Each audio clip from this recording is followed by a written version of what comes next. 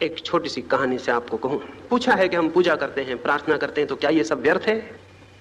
समुद्र में एक नाव थी, बहुत यात्री उस नाव पर थे, एक फकीर भी था। नाव किनारे के करीब करीब पहुंचने को थी। आशा थी कि सुबह होते होते नाव किनारे से लग जाएगी, लेकिन आधी रात भयंकर तूफान आ गया और नाव डगमगाने लगी और पानी के थपेड़े भीतर पानी फेंकने लगे और हवाएं पागल हो गईं और रास्ता भटक गया और मल्लाह चिंतित हो गए। और आधी रात को सारे यात्री जग गए, हाथ जोड़कर घुटने टेककर आकाश की तरफ प्रार्थना करने लगे कि हे परमात्मा हमें बचाओ।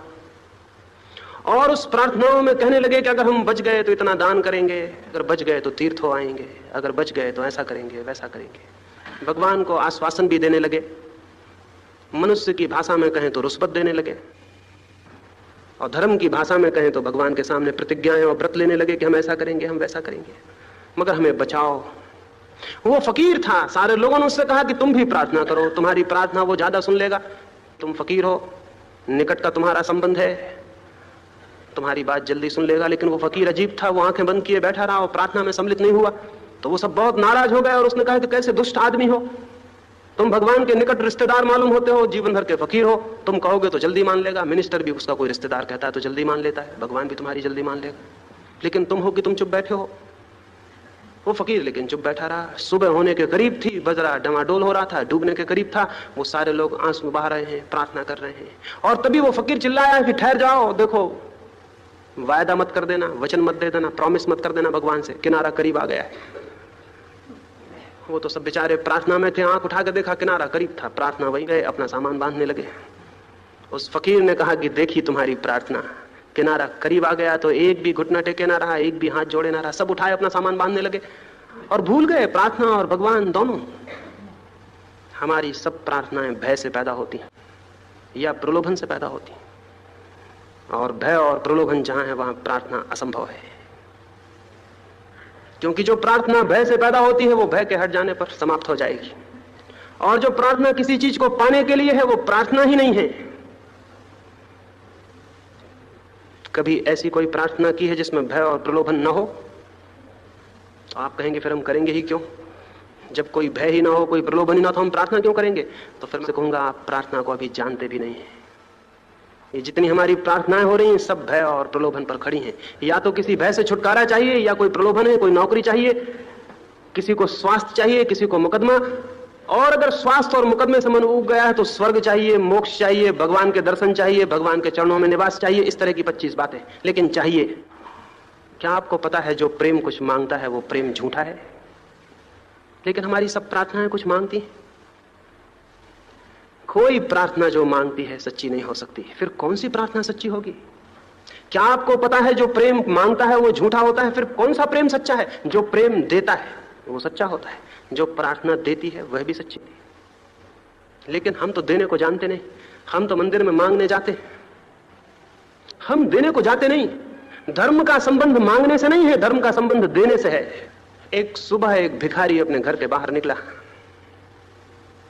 निकलते वक्त उसने अपनी झोली में चावल के थोड़े से दाने डाल लिए, जैसा कि सभी समझदार भिखारी हमेशा करते हैं, क्योंकि जिसके द्वार पर भी भीख मांगनी है, अगर उसको पता चल जाए कि इसको किसी और ने भी भीख है तो उसको भी देने में आसानी होती है। 2 कारणों से। एक तो उसे यह ख्याल नहीं पैदा होता कि ये मुझको ही मूर्ख बना रहा है, किसी और को भी बना चुका है। दूसरा, ये कोई साधारण भिखारी नहीं है, कोई विशिष्ट भिखारी है, इसको दान मिलता है, यानी मैं किसी अरे गरे आदमी को नहीं दे रहा हूं, जिसको मिलता है उसको ही दे रहा हूं।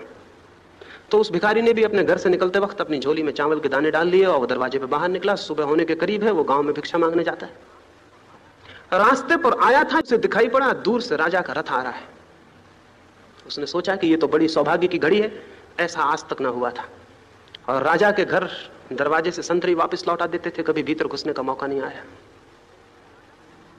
राजा भी उनको भीतर आने देता है जिनसे कुछ मिलने की आशा हो, जिनको देना पड़े उनको कौन भीतर आने देता है?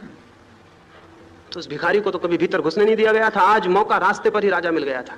तो उसने सोचा आज तो झोली फैला के सामने खड़ा हो जाऊंगा और आज तो मांग ही लूंगा और हमेशा रात पूरी हो जाएगी। वो अपने मन में विचार करने लगा, क्या मांगूं क्या ना मांगूं, और सोचता ही था कि रथ आके सामने खड़ा हो गया। राजा नीचे उतरा और भिखारी घबरा के रह गया, उसकी कल्पना में भी न था जो हो गया। राजा ने अपना कपड़ा फैला दिया और कहा कि मुझे कुछ दो।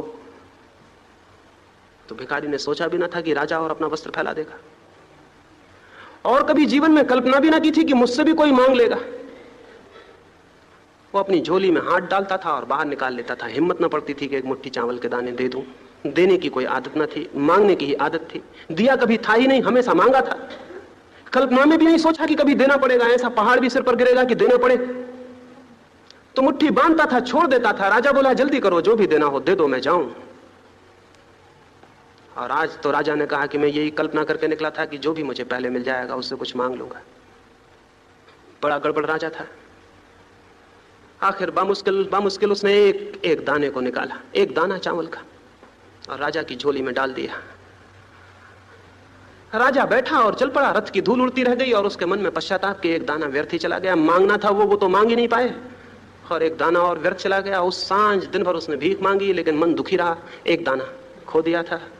इतनी भिक्षा कभी ना मिली थी, आज पूरी झोली भर गई थी, लेकिन चित्त दुखी था। एक दाना कम था। घर लौटा, पत्नी ने पूछा तो कहा इतने उदास, आज तो झोली पूरी भरी है, इतनी तो कभी ना भरी थी। उसने कहा झोली पूरी भरी दिखती है, थोड़ी खाली है, एक दाना कम है। एक दाना आज देना पड़ा है, और तू कल्पना भी नहीं कर सकती कि देना कितना कष्टप्रद हुआ होगा उसके लिए जो हमेशा मांगता रहा और पाता रहा। मेरे प्राण ही खिसक गए थे, मेरी सांस ठहर गई थी, लेकिन देना पड़ा, मजबूरी में उलझ गया था। उसने अपनी झोली उल्टाई।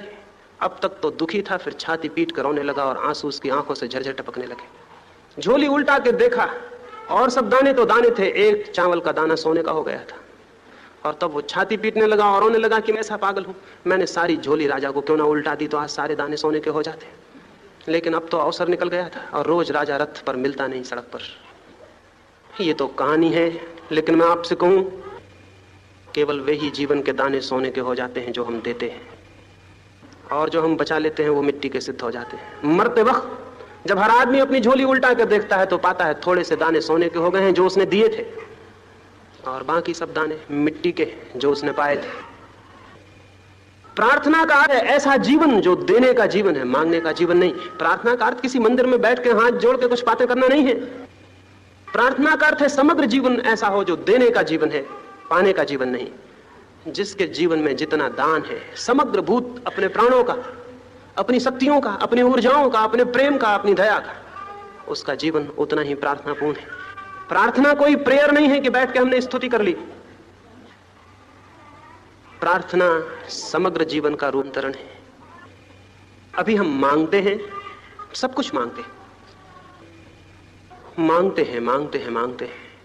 मांगने वाला मन कभी प्रार्थना नहीं कर सकता। देना ही प्रार्थना है।